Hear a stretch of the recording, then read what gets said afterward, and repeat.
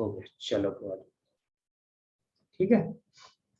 अब सभी आ गए होंगे। अगर किसी को ज्वाइन करने में कोई इश्यू आ रहा है तो भी आप बता सकते हो। कुछ दिखाई विखाई नहीं दे रहा तो भी आप मुझे बता सकते हो, और कोई दिक्कत परेशानी है तो बस बीच में अनम्यूट नहीं करना है, अनलेस एंड अनटिल अगर आप आपकी भावनाओं को व्यक्त करना चाहते हो सभी के सामने। फिर वही वाली बात, अगर अच्छे से नई ड्रेस पहनी है तो भी आप वीडियो को अनम्यूट करके सबको दिखा सकते हो कि हाँ मैंने आज नहाया है और नई नई ड्रेस पहनी है। ये हो गए बच्चे, कौन कौन आ रहा है? बच्चे ज्वाइन कर रहे थे फिर कहाँ पे चले गए?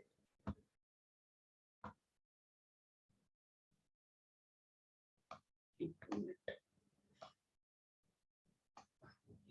एडमिट कर लेते हैं।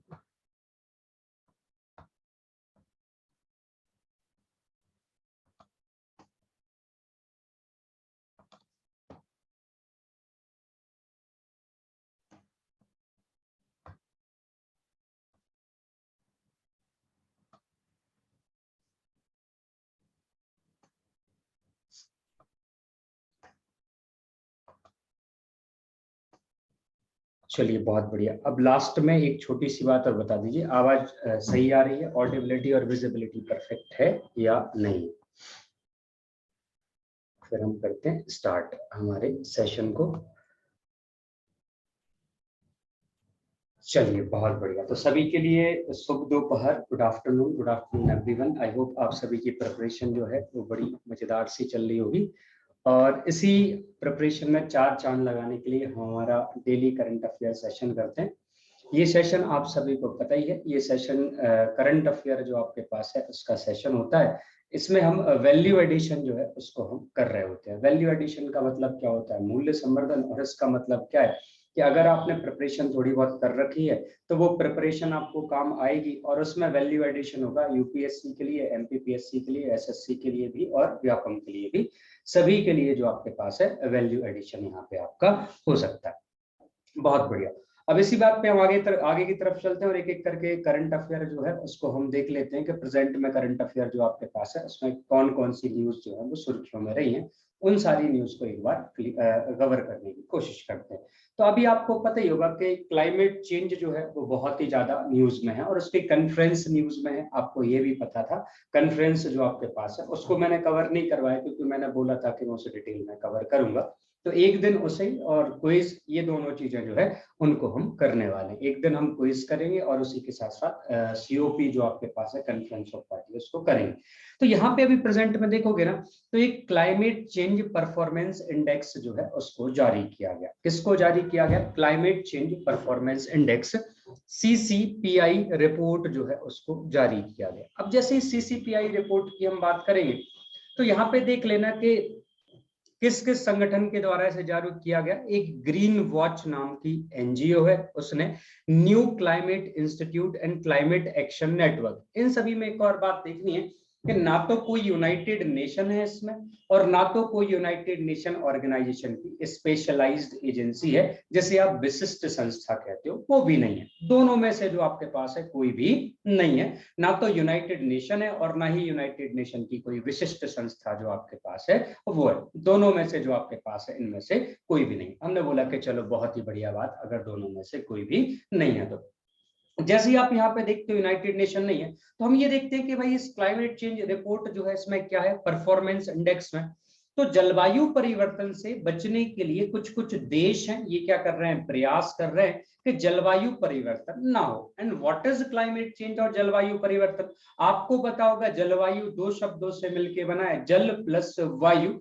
मतलब एक तो वाटर होता है और दूसरा एयर के कंपोनेंट होते हैं। मतलब हम क्या कर रहे हैं, जो हमारे एटमॉस्फेयर होता है ना, एटमॉस्फेयर उसके लॉन्ग टर्म इवेंट होते हैं ना, उन लॉन्ग टर्म इवेंट में इसका टेम्परेचर और प्रेसिपिटेशन के इवेंट को चेंज होता है, उसको हम क्या कहते हैं? क्लाइमेट चेंज कहते हैं। और ये चेंज ना हो इसके लिए हमने क्या करा, कॉन्फ्रेंस कर। ये चेंज क्यों होता है आपको पता है कि सर ग्रीन हाउस गैसेस का इमिशन होता है, इसकी वजह से कार्बन डाइऑक्साइड बढ़ती जा रही है, इसकी वजह से ग्लोबल वार्मिंग वैश्विक तापमान बढ़ता जा रहा है। उसके बाद अगर आप बात करोगे तो काफी सारे देश इस पे ध्यान ही नहीं दे रहे, इनकी पॉलिसी ही अच्छी नहीं है। तो इनकी पॉलिसीज जो आपके पास होती हैं उनको अच्छा बनाना है। तो इन सारी चीजों में से देखोगे तो लगभग लगभग 14 पैरामीटर्स हैं। कितने हैं? 14 इंडिकेटर्स हैं। इनमें अगर देखोगे तो कुछ ब्रॉडली इंडिकेटर्स में एक तो रिन्यूएबल एनर्जी नवीकरणीय ऊर्जा है, दूसरा ग्रीन हाउस गैसेस इमिशन है, तीसरा क्लाइमेटिक पॉलिसीज है, और चौथा एनर्जी यूज पैटर्न जो है। ये सारी चीजों को मिला के हमने क्या बनाया है, हमने क्लाइमेट चेंज परफॉर्मेंस इंडेक्स इसको बनाया। हमने बोला कि चलो ठीक है, बहुत ही बढ़िया बात है, किसने कैसा कैसा परफॉर्म करा यहाँ पे लिखा हुआ है, लेकिन हमारे प्रीलिम्स के हिसाब से क्या इंपोर्टेंट होता है, जो रैंक्स होती हैं, रैंक बहुत ज्यादा महत्वपूर्ण होती है। तो एक बार देख लेते हैं कि भाई इस इंडेक्स में रैंक जो आपके पास है वो किस किस की कैसी कैसी रही है। तो इंडिया में अगर परफॉर्मेंस देखोगे तो इंडिया ने 10th स्पॉट जो है उसको हासिल किया है, क्लाइमेट चेंज परफॉर्मेंस इंडेक्स 2021-2022 वाला जो अभी जारी किया गया, उसमें 10th जो नंबर है, इसमें यूनाइटेड किंगडम की अगर हम बात करते हैं तो 7th नंबर पे, जैसे हम मोरक्को की बात करते हैं 8th नंबर पे, चले 9th नंबर पे। इस तरीके से अलग अलग देश जो आपके पास हैं इनकी रैंकिंग आपको अलग अलग दिखाई देगी। बाकी टॉप 5 कंट्री जो आपके पास है, जो टॉप 5 कंट्री आपको यहाँ पे दिखाई दे रही है, सारी टॉप 5 कंट्रीज में से आप इंडिया का नंबर याद रखना, 10th जो आपके पास इंडिया का नंबर है। अब क्वेश्चन सिंपल सा है, देखो जो आपका बनेगा मेंस में, सबसे पहला क्लाइमेट चेंज क्या है, जलवायु परिवर्तन क्या है, और उसके बाद क्वेश्चन ये बनेगा कि भारत सरकार या भारत के द्वारा जलवायु परिवर्तन को कम करने के लिए, मिटिगेट करने के लिए कौन कौन से कदम उठाए गए हैं, वो सारे कदम आप क्या कर सकते हैं, लिस्ट डाउन कर सकते हैं। और नहीं कर पा रहे तो फिर एनवायरमेंट एंड इकोलॉजी नाम का जो पोर्शन होता है उसमें आपको ये सारी चीजों को पढ़ना ही पड़ेगा। तो ये सारी चीजें आपके उस सब्जेक्ट में आएंगी। चलो बहुत बढ़िया, कोई दिक्कत परेशानी है तो पूछ लीजिए, नहीं है तो सभी के लिए गुड आफ्टरनून एवरीवन। बाकी कई सारे बच्चे हैं वो कह रहे हैं कि सर हमारी क्लासेस का टाइम होता है इस समय पे, आप लोग भी स्कूल जाते हो क्या? आप में से कौन कौन स्कूल जाता है और उसके बाद कौन कौन कॉलेज जाता है?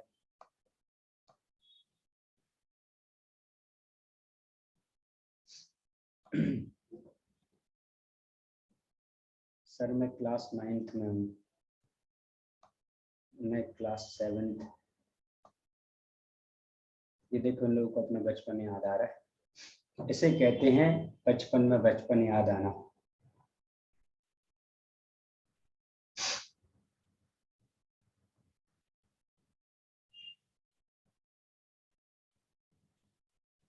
सर आप कौन सी क्लास में हो?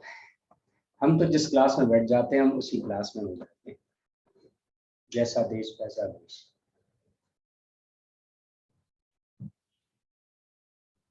सर का एडमिशन नहीं हुआ, नहीं मेरा नाम नहीं लिखा गया अभी, एडमिशन हमारे यहाँ नहीं होता, हमारे यहाँ नाम लिखा जाता है।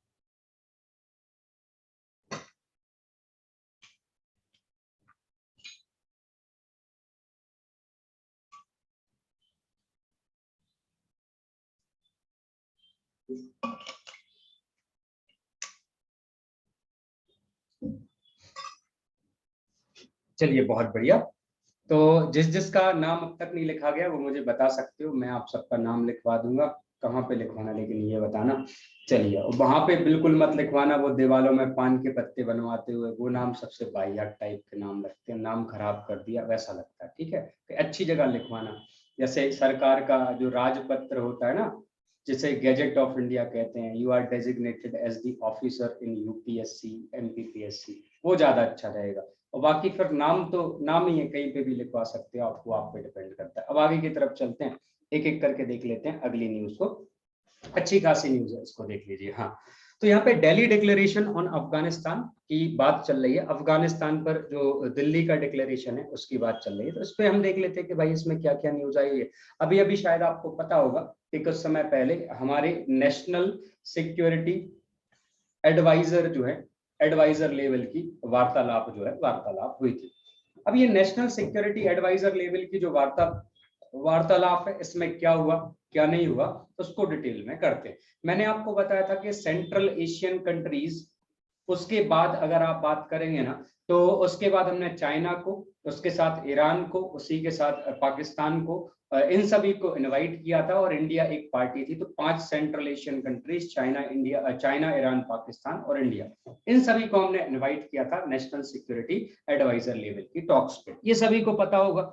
उसी का कंटिन्यूएशन, जी हाँ, रशिया भी था, बिल्कुल, रशिया जो आपके पास है, रूस भी था। तो उसी का हम कंटिन्यूएशन जो आपके पास है, उसी का कंटिन्यूएशन हम आगे कर रहे हैं। तो उसमें हुआ क्या, तो 3 दिन आराम से बैठक चली, काजू बादाम खूब खाए। उसके बाद लोगों को कुछ दिखाना था कि हमने कुछ किया है, अब हम क्या करें, क्या दिखाएं। तो इन्होंने क्या कर लिया, एक डिक्लेरेशन जो आपके पास है वो बना दिया। इसको क्या कहते हैं, दिल्ली डिक्लेरेशन ऑन अफगानिस्तान।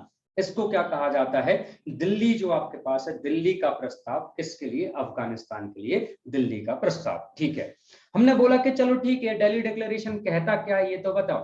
तो ये दिल्ली डिक्लेरेशन सबसे पहले क्या कहता है कि secure and stable Afghanistan is need of all. मतलब हमारा जो अफगानिस्तान है ना, कि मध्य एशिया में, ये मध्य एशिया में अफगानिस्तान सिक्योर रहे। सिक्योर मतलब इंटरनली भी और एक्सटर्नली भी, बाहरी देश इस पे आक्रमण ना करें और आंतरिक रूप से भी डिस्टर्ब ना रहे। और स्टेबल मतलब यहाँ पे जो सरकार आपके पास बनती है, वो सरकार जो है अफगानिस्तान को पीस प्रॉस्पेरिटी की राह पर ले जाने वाली हो, और एक लंबे समय वाली सरकार हो, जैसे हमारे यहाँ सरकारें नियुक्त करी जाती हैं। तो हमने बोला कि चलो बहुत ही बढ़िया बात है, ऐसी बात है तो सिक्योर एंड स्टेबल अफगानिस्तान जो है वो हो गया।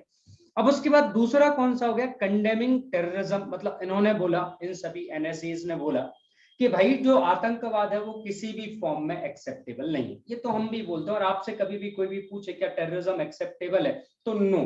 हमारा देश तो वो है जिस देश ने हमारे देश के फेवर में हो रहे वायलेंस को भी डिनाई कर दिया। जैसे आपको पता होगा कि हम गांधीवादी देश हैं, और भगत सिंह के द्वारा की गई हिंसा को भी हम डिनाई करते हैं, गोडसे के द्वारा की गई हिंसा को भी डिनाई करते हैं। तो हिंसात्मक गतिविधियों को तो हम दूर दूर तक सपोर्ट नहीं करते। तो condemning terrorism in any form, किसी भी तरीके का आतंकवाद हो। हम पाकिस्तान नहीं है कि ये लोग अच्छा आतंकवाद और बुरा आतंकवाद बोले, ऐसा नहीं है। अब उसके बाद आगे की तरफ बोले तो नेक्स्ट है एंश्योरिंग फंडामेंटल राइट्स। जो हमारे मौलिक अधिकार होते हैं ना, इन मौलिक अधिकारों को हमें अफगानिस्तान के लोगों को देना है। खासकर जीवन जीने का अधिकार। हर 1 या 2 दिन में एक ना एक ब्लास्ट हो जाता है, कई सारे लोग मर जाते हैं। तो basic life right to life जो आपके पास है, पहला राइट। दूसरा freedom of speech and expression. तीसरा जो आपके पास है राइट टू एजुकेशन। ऐसे काफी सारे राइट्स जो होते हैं ना, मौलिक अधिकार होते हैं, वो किसको मिले, अफगानिस्तानियों को मिले। हमने बोला कि चलो ठीक है। उसके बाद हमने क्या बोला, जितने भी एनएसए मिले, 5 प्लस ईरान और प्लस रशिया प्लस इंडिया, इन सभी के एनएसए, हमने बोला कि हमारी एक कलेक्टिव जिम्मेदारी है कि अफगानिस्तान जो है उसमें रेडिकलाइजेशन ना हो, एक्सट्रीमिज्म जो आपके पास है वो ना हो, सेपरेटिस्ट गतिविधियां जो आपके पास है वो ना हो। ये सारी चीजें हमारी खुद की कलेक्टिव जिम्मेदारी है। ये सारी बात बोली। और एक और बात क्या बोली गई दिल्ली डिक्लेरेशन में, वो ये कि यूनाइटेड नेशन का रोल जो है वो अफगानिस्तान में सेंट्रल रोल होना चाहिए। अब ये सेंट्रल रोल का मतलब भैया क्या होता है, तो what is the meaning of central role. Central role का मतलब सिंपल सा होता है कि आप सभी जो है मिलके यूनाइटेड नेशन को कन्विंस करोगे कि अगर यहाँ पे ह्यूमन राइट का वायलेशन होता तो यूनाइटेड नेशन डायरेक्टली असिस्ट कर रहा हो अफगानिस्तान को। हमने बोला कि फेयर इनफ, इतना तो सबको पता चल गया। अब ये फालतू की चीजें टाइप की मैं आपको पढ़ा क्यों रहा हूं।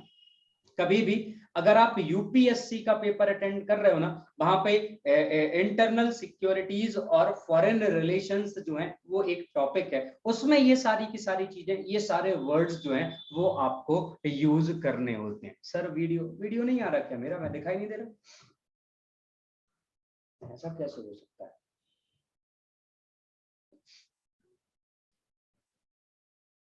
सब सही है ना।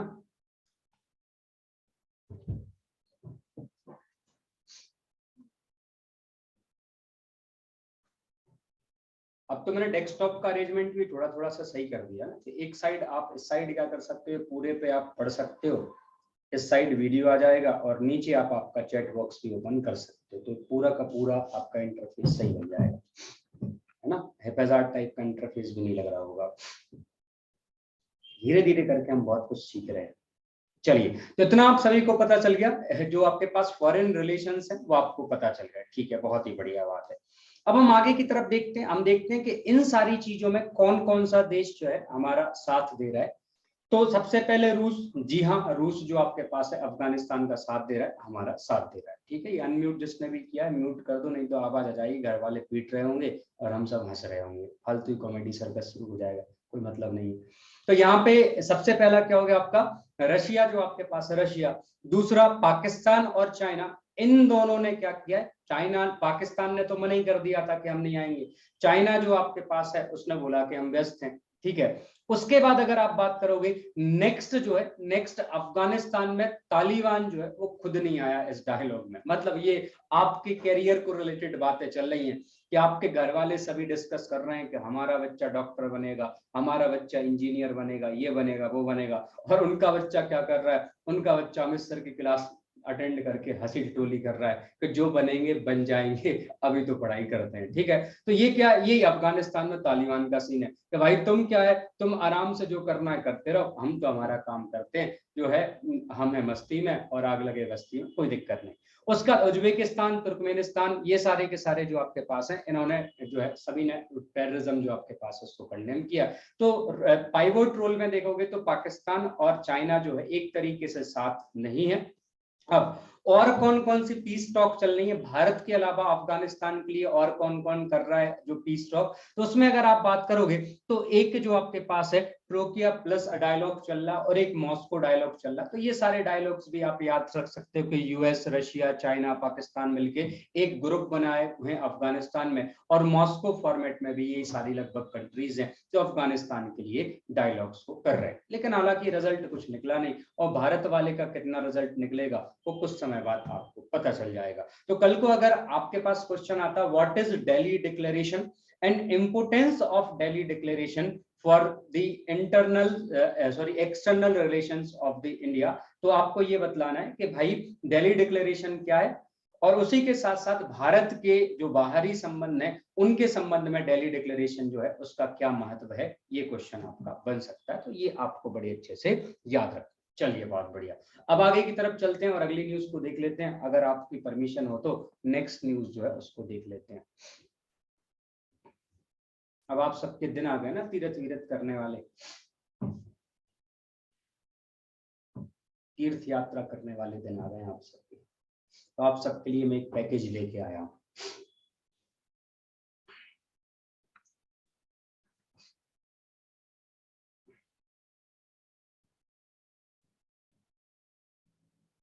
चलो, बहुत बढ़िया। जिसके दिन आ गए ना तीर्थ करने वाले, आजकल बच्चे पता नहीं कम क्यों हो गए, पहले अच्छे आए 30-35 आए, अब 25 अकेले बच्चे बचे। मुझे लग रहा है बच्चों के इरादे जो हैं वो वॉश आउट होते जा रहे हैं।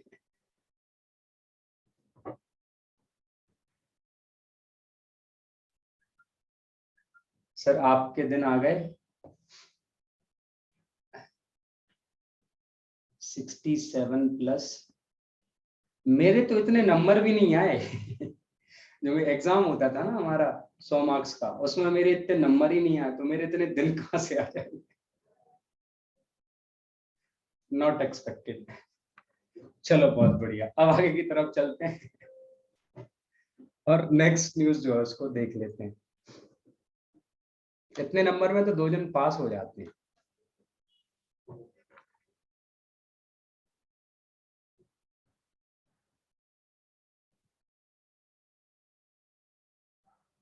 सर आप बड़े हो, आप जाओगे पहले तीर्थ यात्रा। हाँ, वो तो मैं जाऊंगा। हमारे यहाँ क्या होता है कि मम्मी पापा दादा दादी जाते हैं ना, तो बच्चों को साथ लेके जाते हैं, तो मैं भी जाऊंगा, चिंता मत करो। चलो, अब आगे की तरफ चलते हैं, तो देख लेते हैं नेक्स्ट न्यूज। आईआरसीटीसी जो आपके पास है ना, आईआरसीटीसी, इसने क्या किया है, श्री रामायणा यात्रा स्पेशल ट्रेन जो है उसको लॉन्च किया है। क्या किया है, श्री रामायणा तीर्थ यात्रा जो आपके पास है उसको लॉन्च किया। अब इसका कंसेप्ट ये इसलिए नहीं है कि मैं आपको बताना चाहता हूँ पैकेज है या आईआरसीटीसी का ब्रांड एम्बेसडर मुझे बना दिया, अभी तो कोई नहीं पूछ रहा फिलहाल में ब्रांड एम्बेसडर बनाने के लिए। हम खुद की कंपनी बनाएंगे, उसमें क्या करेंगे, आप सबको ब्रांड एम्बेसडर बनाएंगे। ठीक है, चलो, तो यहाँ पे सबसे पहले देख लेते हैं एक एक करके क्या क्या है और क्या क्या नहीं है। IRCTC जो आपके पास है, इसका full form Indian railway catering and tourism corporation जो है, इसने अभी अभी प्रेजेंट में रामायण यात्रा स्पेशल ट्रेन को डेजिग्नेट किया। ये 7 नवंबर जो आपके पास है, 7 नवंबर 2021 से शुरू करी गई। और ये कैसी ट्रेन है, इसका कंसेप्ट बहुत ही उम्दा है, बहुत ही बढ़िया है। देखिए कैसा कंसेप्ट है, ये पूरी ट्रेन जो है वो मिडिल क्लास स्लीपर से बनाई गई है, स्लीपर क्लास से बनाई गई है। और ये जो है 17 डेज के टूर की ट्रेन है। कितने डेज की है? 17 डेज के टूर की ट्रेन है। इसमें सारे श्रद्धालु जो हैं, राम भगवान से रिलेटेड जितने भी स्थान आपके पास होते हैं, सारे के सारे स्थानों पर ये ट्रेन जाएगी और वहां पर रुक रही होगी। रुक रुक के आपको दर्शन करवाएगी और फिर आपको आपके डेस्टिनेशन दिल्ली पे जाके छोड़ देगी। और एट प्रेजेंट में इसकी डिमांड इतनी ज्यादा है कि इसकी फुल बुकिंग जो आपके पास है वो हो चुकी है। और इवन अब नेक्स्ट ट्रेन जो डिपार्ट होने वाली है ना, नेक्स्ट ट्रेन, उसकी भी लगभग लगभग फुल बुकिंग हो चुकी है। तो ये कंसेप्ट क्या है, मैं आपको बताता हूँ। अब ये कंसेप्ट ये है कि आपको पता होगा कि आपका प्रश्न मध्य प्रदेश PSC का प्रश्न कुछ इस तरीके से आता है कि मध्य प्रदेश में निम्न पर्यटन विकास के कारण क्या है, what are the various reasons for the low tourism development in Madhya Pradesh. और अगर UPSC की बात कर रहे हैं तो इंडिया। तो इसमें से एक एक कारण ये भी हो सकता है कि कनेक्टिविटी नहीं है। लोग जाना तो चाहते हैं लेकिन जाएं कैसे वो उनको पता नहीं है। तो उसके लिए हम क्या कर सकते हैं, ऐसे इनोवेटिव स्टेप्स को ले सकते हैं। IRCTC जैसी ऐसी ट्रेन्स को, रामायणा ट्रेन्स को चलाया, ऐसे ही जो आपके पास है बुद्धा ट्रेन को आप चला सकते हो। ऐसी अलग अलग ट्रेन्स जो आपके पास है उनको डेजिग्नेट किया जा सकता है, जिससे टूरिज्म सर्किट जो है वो हो रहे हो। उसी के साथ इसमें से IRCTC को एडिशनल इनकम भी हो और हमारे टूरिज्म का विकास जो है वो भी हो रहा हो। ये मॉडल कहीं ना कहीं चाइना से रिलेटेड है। चाइना में भी ये लोग यही करते हैं, वो लोग पैकेज बनाते हैं और पैकेज। अब इसमें क्या होता है कि भारत सरकार अगर पैकेज बना के देती है ना, तो वो कैसा होता है, सस्ता पैकेज होता है। लेकिन अगर भारत सरकार नहीं, कोई प्राइवेट फर्म पैकेज बना के देती है, बहुत महंगे होते हैं, हम उनको नहीं अफोर्ड कर पाते। तो बिल्कुल यहाँ पे जो IRCTC की पहल है वो एकदम सही है। और मध्य प्रदेश में भी क्या किया जा सकता है, अब भाई साहब ट्रेन तो नहीं चला सकते तो एटलीस्ट बस तो हम चला सकते हैं। तो मध्य प्रदेश में टूरिज्म जो है उसको प्रमोट करने के लिए कुछ सर्किट बनाए जाने चाहिए। और इन सर्किट्स पे जो बसेस की कनेक्टिविटी है वो हम दे सकते हैं, या तो फिर प्राइवेट क्रूजर्स वगैरह जो होते हैं उनकी कनेक्टिविटी हम दे सकते हैं। ताकि कनेक्टिविटी बढ़ेगी तो अपने आप लोग घूमेंगे, और लोग घूमेंगे तो भारत के जितने पर्यटन क्षेत्र हैं, मध्य प्रदेश के पर्यटन क्षेत्र है, उनका विकास होगा। तो रामायणा सर्किट के तर्ज पर हम क्या कर रहे होंगे, इसकी शुरुआत हम मध्य प्रदेश में कर सकते हैं। यहाँ पे अगर आप बात करोगे तो अलग अलग जगहों पे, और इसका मेन फोकस याद रखना, रामायणा यात्रा का मेन फोकस जो है वो सदर्न इंडिया के टूरिज्म स्पॉट जो है उनको प्रमोट करना। ये भी आपका क्वेश्चन जो है वो बन सकता है। चलिए बहुत बढ़िया। अब कोई डाउट हो तो पूछ लो, नहीं हो तो फिर हम आगे की तरफ बढ़ते हैं। है कोई डाउट? इतने बड़े बड़े कमेंट किसने लिखे हैं?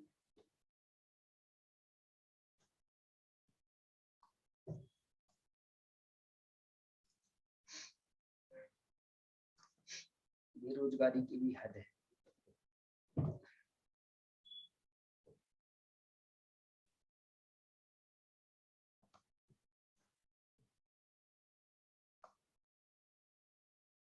कहते हैं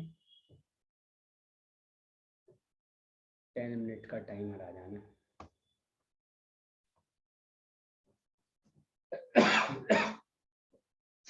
मुझे सर्दी हो गई है, अगर मेरी सर्दी सही हो गई तो मैं आप सभी को पार्टी दूंगा।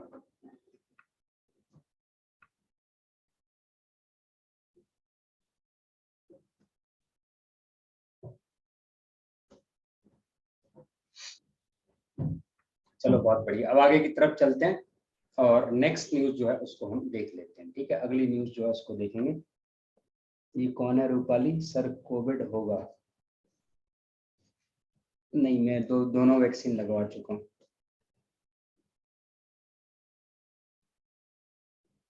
सर। और मिठाई खा लो, मेरे पास बहुत अच्छे अच्छे बच्चे हैं आप जैसे। देखो ये मिठाई आई,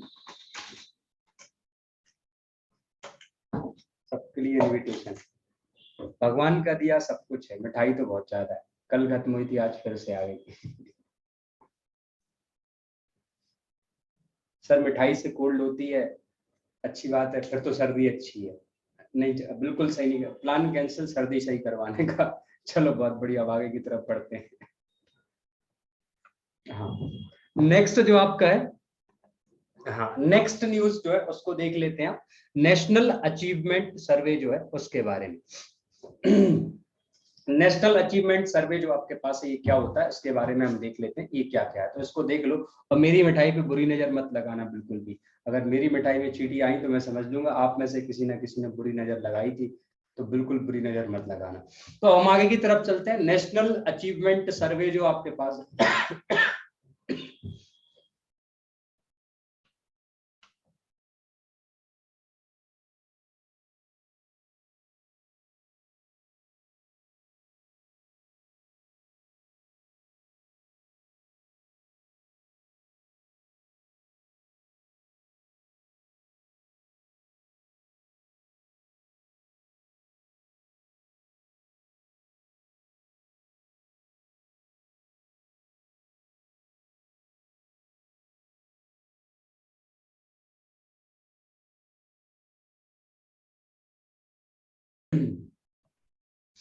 चलिए बहुत बढ़िया। हाँ अब आवाज आ रही है ना? दिख गई मिठाई कहाँ रखी है, वो तो आज रखी है, कल थोड़ी रखी रहेगी। चलो अब चलते हैं आगे की तरफ। नेक्स्ट नेक्स्ट न्यूज जो है उसको देख लेते हैं। नेशनल अचीवमेंट सर्वे, इसके की डिटेल्स जो आपके पास है उनको हम देख लेते हैं। नेशनल अचीवमेंट सर्वे क्या होता है, ठीक है। जैसे ही आप नेशनल अचीवमेंट सर्वे की बात करोगे तो ये कई सारे पर्सपेक्टिव डायमेंशंस में पूछा जा सकता है, लेकिन आपको पता है कि स्कूल एजुकेशन जो है वो हॉल्ट हो गए थे कोरोना वायरस के टाइम पे, लेकिन हमने पढ़ाई करी, ये हमारा अचीवमेंट था। कोरोना वायरस के टाइम पे आप सभी की पढ़ाई बहुत अच्छी चली, ये बहुत बढ़िया बात है। अभी भी कंटिन्यू करते रहना, पढ़ाई को डिस्टर्ब मत कर देना। पढ़ाई को सिर्फ एक ही कंडीशन में डिस्टर्ब करनी है, वो क्या है, जब आपका फाइनल सिलेक्शन हो जाए उसके बाद। तो नेशनल सर्वे जो आपके पास है ये क्या है और ये क्या नहीं है, इसको हम देख लेते हैं। तो जैसे ही नेशनल अचीवमेंट सर्वे की बात करते हैं तो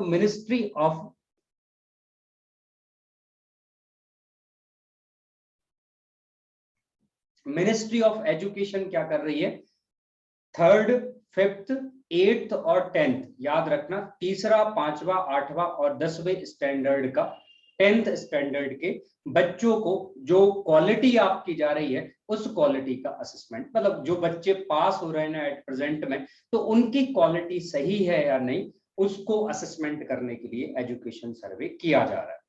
तो याद रखना third standard, fifth standard, eighth और 10th स्टैंडर्ड के जो बच्चे हैं उनमें हम क्वालिटी को जज कर रहे होंगे, कोविड-19 के टाइम पे जो स्कूल एजुकेशन हुई है वो सही हुई है या नहीं। देखो कर रहे हैं तो बहुत बढ़िया बात, वैसे करना नहीं चाहिए क्योंकि सबको पता है कि पास कैसे ही हुए हैं, वो तो टीचर की दया और भगवान की कृपा, दोनों वर्ष ही तो बच्चे पास हो गए, ठीक है। तो इसमें क्या होगा, सबसे पहले थर्ड और फिफ्थ स्टैंडर्ड जो इसमें लैंग्वेज, मैथमेटिक्स, ईवीएस की टेस्टिंग होगी, और एट्थ जो आपके पास उसमें language, mathematics, science, social sciences जो है, उसके बाद 10th जो है उसमें लैंग्वेज, मैथमेटिक्स, मतलब ये सारे सब्जेक्ट जो है उनकी क्या करेंगे, असेसमेंट करेंगे, टेस्टिंग करेंगे, और उसके अकॉर्डिंग जो आपके पास है हम देख रहे होंगे कि कोविड-19 के टाइम पे एजुकेशन का हाल क्या रहा है। तो याद रखना नेशनल अचीवमेंट सर्वे जो है वो किसके द्वारा, मिनिस्ट्री ऑफ एजुकेशन के द्वारा लॉन्च किया गया। मिनिस्ट्रीज पूछी जाती हैं कई बार, ठीक है। मिनिस्ट्री ऑफ एजुकेशन, प्रेजेंट में मिनिस्टर कौन है, धर्मेंद्र प्रधान साहब जो है वो कौन है, वर्तमान में मिनिस्टर है। ये सारी बातें अब आपको बड़ी अच्छे से पता चल गई, और नहीं पता चली तो कोई दिक्कत परेशानी वाली बात नहीं है, फिर से एक बार सेशन को देख लेना, यूट्यूब पे आपका सेशन आपको मिल जाएगा। अब आगे की तरफ चलते हैं और नेक्स्ट सेशन जो आपका है, नेक्स्ट न्यूज जो है उसको देख लेते हैं। तो नेक्स्ट न्यूज जो है ये इंसेंटिव वाली कल करेंगे, ये वाली न्यूज कर लेते हैं। एमपी लेड स्कीम की पॉलिटी से एक न्यूज है, इंडियन पॉलिटी से, एमपी लेड स्कीम से, शायद आपने सुना होगा, member of parliament local area development scheme, इसका फुल फॉर्म सभी को याद रखना है, ठीक है। जो वनडे एग्जाम दे रहे हैं ना, एमपी लेड स्कीम जो आपके पास है इसका फुल फॉर्म याद रखना। अब इस स्कीम के बारे में मैं आपको थोड़ी बहुत डिटेल बताता हूँ, 5 मार्क्स में आज का आपका ये भी प्रश्न है, और छोटे छोटे की डिटेल्स जो आपके पास हैं वो प्रीलिम्स में भी आपके क्वेश्चन को बना सकते हैं। तो भाई ये एमपी लेड स्कीम क्या होती है, देखो जब आप चुनाव करके जाते हो ना, चाहे आप लोकसभा का चुनाव लेके जाओ या तो राज्यसभा का इनडायरेक्ट चुनाव लेके के जाओ तो आप कहाँ पे जाके बैठते हो? पार्लियामेंट में। जो भी पार्लियामेंट में जाके बैठता है, या तो वो चुना गया हो या राष्ट्रपति के द्वारा मनोनीत 12 सदस्य हो, तो वो सभी कहाँ पे बैठते हैं? पार्लियामेंट में। तो इन सभी को हम क्या बोलते हैं? मेंबर ऑफ पार्लियामेंट कहते हैं। इन सभी को क्या कहा जाता है? संसद के सदस्य जो संसद में बैठते हैं, या तो निर्वाचित होके आए हैं या तो मनोनीत होके आए हैं, वो क्या कहलाते हैं? Member of parliament. अब देखिए, आप कहीं से भी निर्वाचित होके आए हो तो आपके एरिया के जितने भी लोग हैं उनकी आशाएं होंगी कि मंत्री जी हमारे यहाँ पे एक ट्यूबवेल लगवा देंगे, मंत्री जी हमारे यहाँ पे जो बस सेवा जो है वो शुरुआत कर देंगे। ऐसे अलग अलग सुविधाएं जो आपके पास है उनकी सबको गुजारिश होती है, और जब सबको उनकी गुजारिश है तो क्या आप पूरा कर पा रहे हो या नहीं कर पा रहे? देखो, बजट जो आपका पास होता है, सरकार रेडी है या नहीं है उसके देखने के लिए क्या करते हैं? हम सरकार का बजट देखते हैं। लेकिन ये जरूरी थोड़ी है कि सरकार जो है, सपोज करिए कि आपके क्षेत्र में, जरूरी थोड़ी है कि बीजेपी की ही एमपी जो आपके पास है वो जीते हो, लीडर ऑफ अपोजिशन कोई कांग्रेस पार्टी का भी जीता हो सकता है, तो क्या फिर उसकी एरिया में काम नहीं होगा? और होगा तो फिर किस तरीके से काम होगा? ये सारी बातें जो आपके पास है उसको समाधान करने के लिए हमने एमपीज जो होते हैं ना, उनके हाथ में कुछ फंड दे दिया। और वो फंड कितना था? 5 करोड़ रुपए का। तो हमने 19, याद रखना इसकी डेट जो मैं आपको बता रहा हूं, ये डेट याद रखनी, बहुत ही ज्यादा डिस्प्यूटेड स्कीम है लेकिन फिर भी अब तक चल रही है। 1993 में एक स्कीम की शुरुआत करी। This scheme is named MP lad scheme, member of parliament local area development scheme. इसके तहत कोई भी एमपी 5 करोड़ रुपए जो है वो क्या कर सकता है? खर्चा कर सकता है। 5 करोड़ रुपए एनुअली उसको दिए जाते हैं ताकि वो अपने एरिया का विकास कर पाए। 5 करोड़ रुपए एनुअली दिए जाते हैं। लेकिन कोरोना वायरस के टाइम पे क्या हुआ आपको पता होगा, इकोनॉमी बहुत ही ज्यादा डाउनफॉल में चली गई। इसकी वजह से हमने क्या करा था? एमपी लेड स्कीम जो है उसको रोक दिया। तो सबसे पहले what is MP lad scheme? जो भी एमपीज होते हैं ना, उन एमपीज को दिया जाने वाला 5 करोड़ का पर एनम का जो एक तरीके से फंड होता है, इस फंड का यूज किस में किया जाता है? लोकल डेवलपमेंट में किया जाता है। इसको एमपी लेड, ये डिस्क्रिशन में यूज करे जाते हैं। जो एमपी सोचेगा सड़क बनवा दे, स्कूल बनवा दे, ट्यूबवेल बनवा दे, वो डिस्क्रिशन है। आप उससे कह नहीं सकते कि हमारे यहाँ ये करवा दो और वो करवाएगा नहीं। अगर उसका मूड होगा तो करवाएगा, नहीं तो नहीं करवाएगा। लेकिन वो करवाएगा क्यों? क्योंकि उसे अगली साल फिर से वोट चाहिए इसकी वजह से, या 5 साल बाद वोट चाहिए। तो एट प्रेजेंट में कोरोना वायरस की वजह से इस स्कीम को हमने बंद कर दिया था। अब फिर से इस स्कीम की शुरुआत करी गई है, लेकिन अब 2 करोड़ रुपए एनुअली दिए जाएंगे। 5 करोड़ रुपए जो है अब वो नहीं दिए जाएंगे। अब आप सभी को पता चल गया एमपी लेड स्कीम क्या होती है। तो क्वेश्चन मेंस का एक और क्वेश्चन, प्रीलिम्स का कब बनाई गई थी? 1993 में। फुल फॉर्म क्या होता है ये भी? क्या ये आरटीआई की कैटेगरी में आता है? तो जी हाँ, बिल्कुल ये आरटीआई की कैटेगरी में आता है। ये प्रीलिम्स के कुछ क्वेश्चंस हैं। और मेंस, इसमें मिनिस्ट्री कौन सी इन्वॉल्व होती है? तो जो मिनिस्ट्री आपकी है वो statistics and programme implementation involve होती है, ये आपको याद रखना है। और सेंट्रल गवर्नमेंट की मिनिस्ट्री है। तो ये किस तरीके से काम करता है 5 मार्क्स में आपको सभी को लिख के लेके आना है। और यहाँ पे आपका टाइम हो रहा है पूरा। और टाटा बाय बाय। आज फिर न्यूज पूरी नहीं हो पाई। जल्दी से जूम का सब्सक्रिप्शन करते हैं। AKJ, अब एडमिट होके भी क्या करोगे? कल से टाइम पे आया करो तो क्लास एकदम टाइम पे स्टार्ट कर देंगे, ठीक है? बहुत सारी न्यूज रह जा रही है, आधी